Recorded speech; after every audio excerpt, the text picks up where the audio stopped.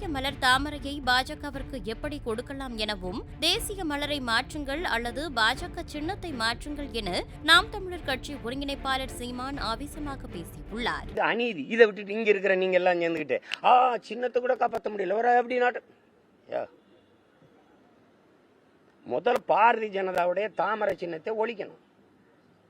நீங்க பாருங்க, இது தேர்தல் முடிஞ்சா வழக்கு போடுவேன். எனக்கு நீ பதில் சொல்லணும். பள்ளிக்கூடத்துல இருந்து தேசிய மலர், நாட்டு மலர், தாமரை தாமரை தாமரைன்னு எல்லாரும் படிக்கணும். அது எப்படி ஒரு ஒரு பொலிட்டிக்கல் பார்ட்டிக்கு சிம்பலா கொடுத்த? ஒரு தேர்தல் நிற்கிற கட்சிக்கு எப்படி அதை சிம்பலா கொடுத்த? நான் கேட்டபோது மயில அது தேசிய பறவைன்னா, இது தேசிய மலர் எப்படி கொடுத்த? ஒன்னு தேசிய மலரா இதை வை, சின்னத்தை எடு. இல்ல சின்னமா அவருக்கு கொடு, தேசிய மலரா வேற வை. ரோஜா, மல்லிகை, கனகாம்பரம் ஏதோ ஒன்ன வை, காலிஃபிளவரை கூட வை. ஆனா நீ எடு. இது அநீதியா இல்ல? நீங்க ஏன் பேச மாட்டேங்கிறீங்க? ஒருத்தரும் ஒரு கட்சி பள்ளிக்கூடத்துக்கு நாட்டின் மலர், தேசிய மலர்னு சொல்லக்கூடிய மலரை எப்படி சின்னமா தாங்கி நிக்குது? இதான் ஜனநாயகமா? ஒரு சின்ன பைய ஒண்ணு கிடையாது.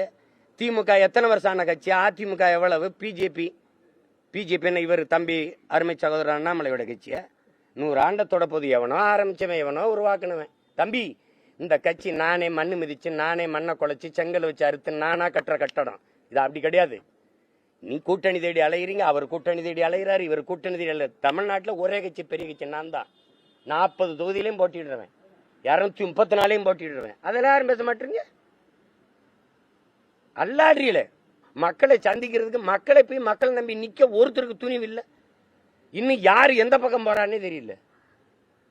நோட்டு பேரன், சீட்டு பேரன்.